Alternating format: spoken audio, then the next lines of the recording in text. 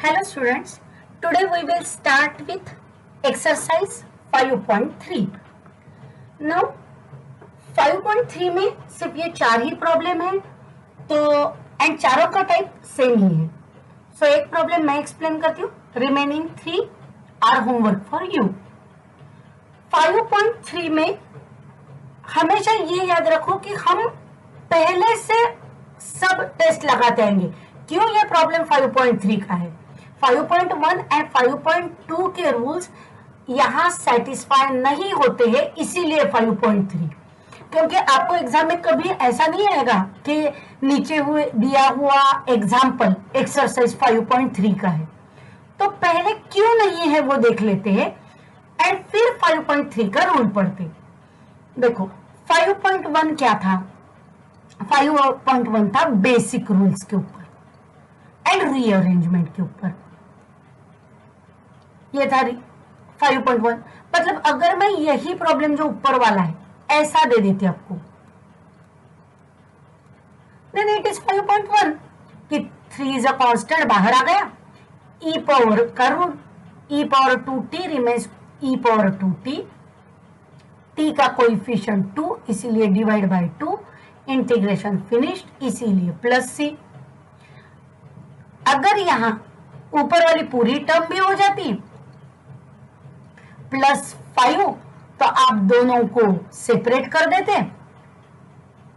सो ये बन जाता इंटीग्रेशन 5 dt। सो ये part as it is, plus 5 बाहर, dt का इंटीग्रेशन t प्लस c। तो ये हो गया 5.1। ना 5.2 कैसे होता? अगर होता तो, अगर आपको क्वेश्चन 5.2 का रूल क्या है? Integration dt by t is equal to log t।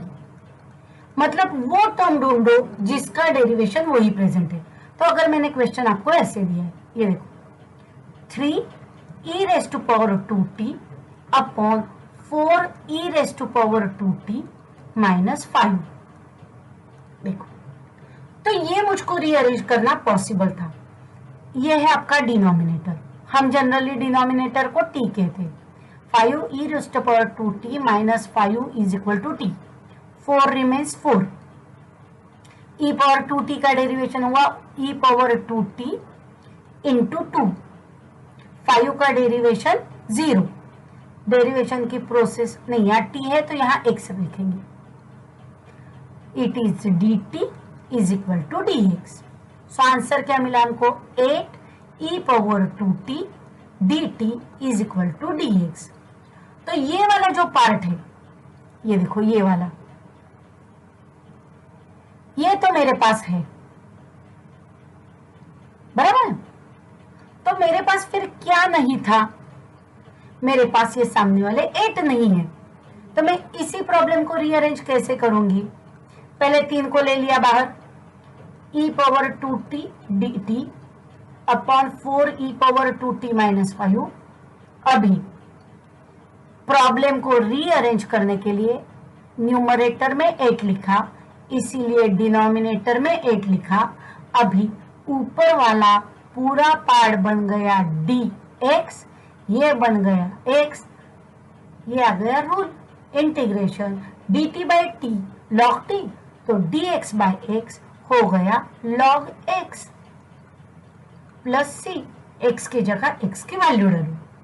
But अभी इस क्वेश्चन में ये टर्म ज्यादा है, जिसकी वजह से नीचे वाले का डेरिवेशन ऊपर प्रेजेंट नहीं है। तो दैट्स वाई हमको कुछ नए तरीके से सोचना पड़ेगा, एंड वो जो नया तरीका है वो है 5.3। ठीक है, चलो तो अभी 5.3 का रूल करते हैं। 5.3 इज अ स्टैंडर्ड फॉर्मेट, आपको सिर्फ उस फॉर्मेट को फॉलो करना है। तो वो फॉर्मेट क्या है? देखो, integration a e power x plus b upon c e power x plus d dx, इस फॉर्मेट में आपका प्रॉब्लम होगा। देखो यहां a क्या है? 3, बराबर। b हो गया 5, c है 4 एंड प्लस d है -5। तो इस स्टेप में आपका प्रॉब्लम होगा। तो आपको इसको लिखना कैसे है? अगर इस स्टेप का प्रॉब्लम आता है तो आपको लिखना है, पहले आपको न्यूमरेटर को रीअरेंज करना है। वो किस तरह से करना है? देखो, numerator is equal to a into derivative of denominator, हम उसको d डैश करते हैं, डैश मतलब डेरिवेशन, प्लस b। ठीक है, फिर ये प्रोसेस कैसे आएगी? आपने न्यूमरेटर को लिखा, इसको सॉल्व करके आपको a b की वैल्यू ढूंढनी है, बराबर है? आपने a b की वैल्यू ढूंढी। नाउ वापस प्रॉब्लम को लिखना है, i इज इक्वल टू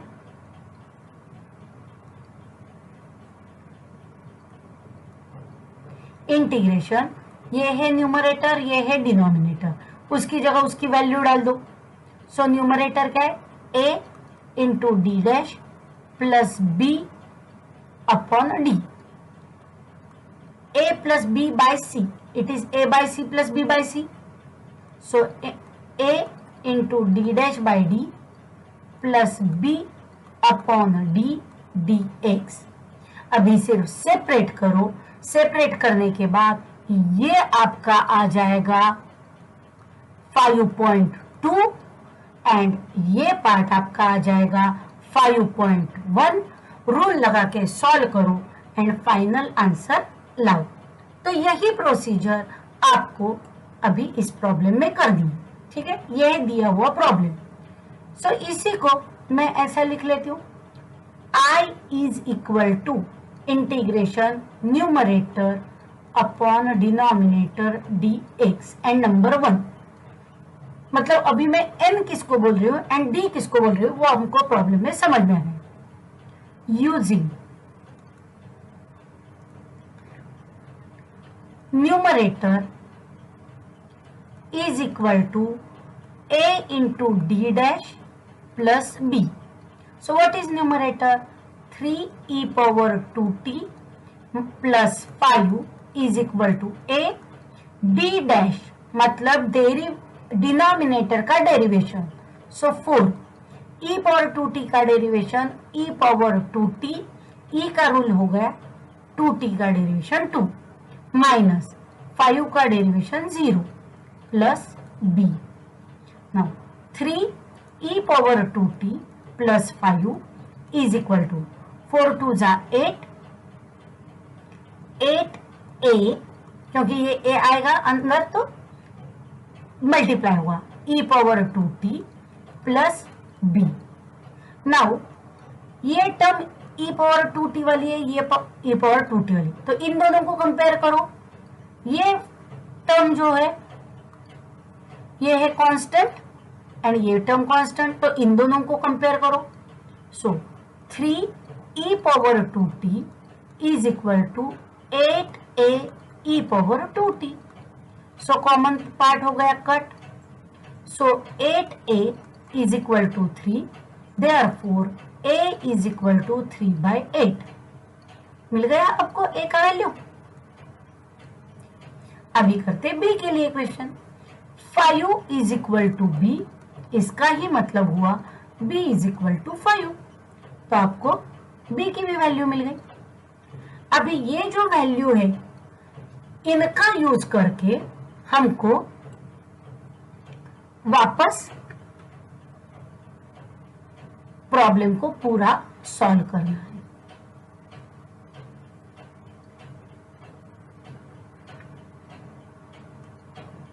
ठीक है, तो अभी वापस लिखते हैं प्रॉब्लम पूरा। क्या है problem? i is equal to मतलब सब्सटीट्यूट इन 1,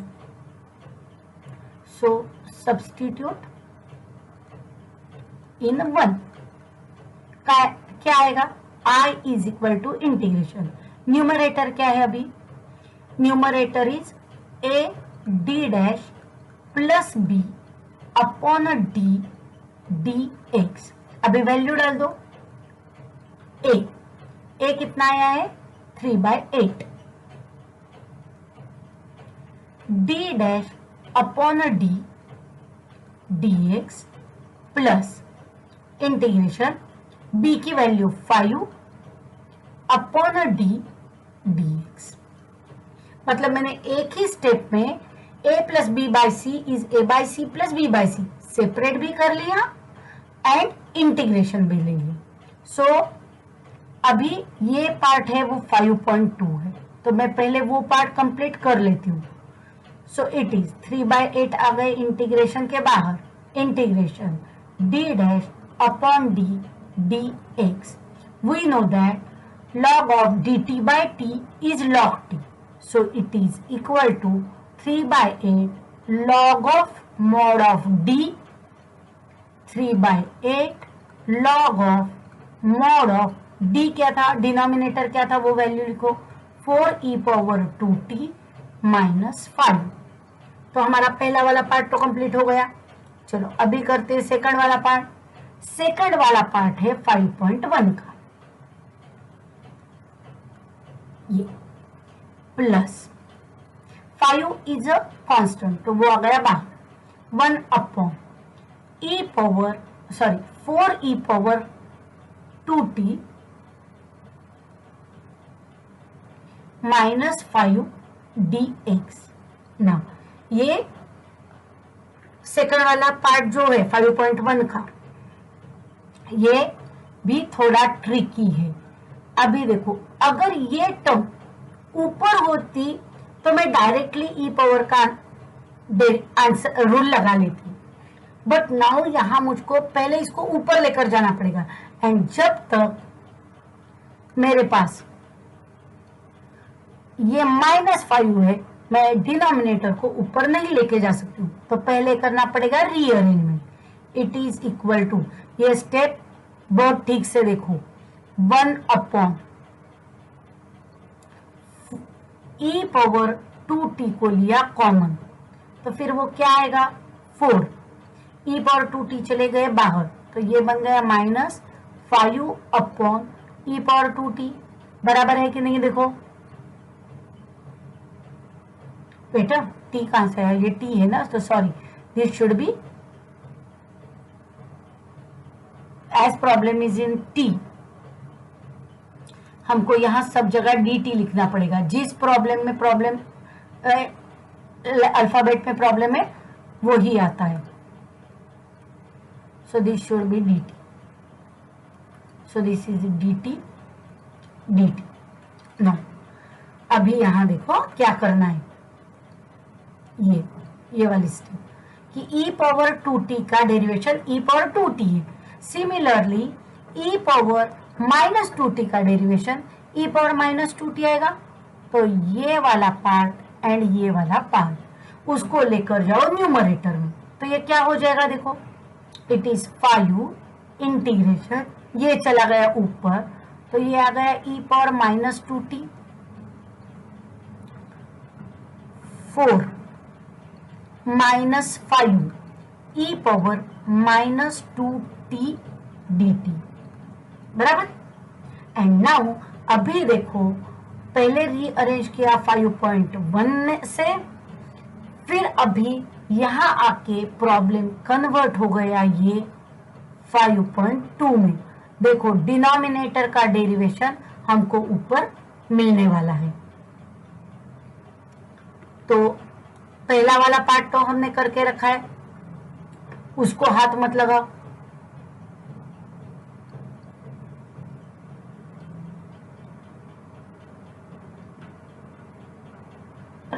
ये जो रेड वाला पार्ट है वो रखो एज इट इज, इसको हाथ मत लगाओ। ये part 3/8 log of mod of 4e⁻2t minus 5, ये रहेगा एज इट इज, प्लस 5। अभी देखो इसको करके देखते हैं,